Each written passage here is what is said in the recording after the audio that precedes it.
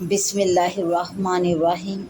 آپ صلی اللہ علیہ وآلہ وسلم کے زمانے میں اللہ کا ایک بندہ اپنے اہل و عیال کے پاس پہنچا۔ جب اس نے ان کو فکر و فاقہ کی حالت میں دیکھا تو جنگل کی طرف چل دیا۔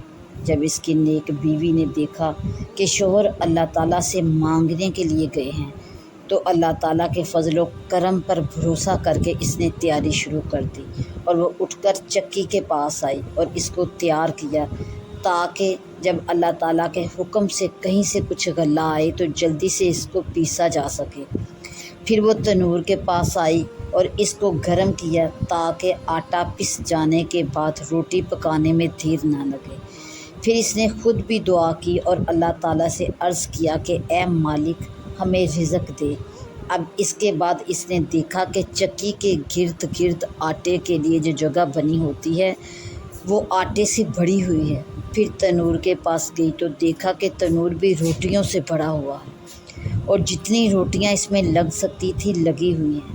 اس کے بعد اس بیوی کا شوہر واپس آیا اور بیوی سے پوچھا کہ میرے جانے کے بعد تم نے کچھ پایا؟ تو بیوی نے عرض کیا کہ ہاں ہمیں اپنے اللہ کی طرف سے کچھ ملا ہے، یعنی براہ راست خزانہ غیب سے اللہ تعالیٰ نے ہمیں عطا فرمایا ہے۔ یہ سن کر خامد بھی چکی کے پاس گئے اور اس کو اٹھا کر دیکھا، یعنی تعجب اور شوق میں غالباً اس کا پاٹ اٹھا کر دیکھا۔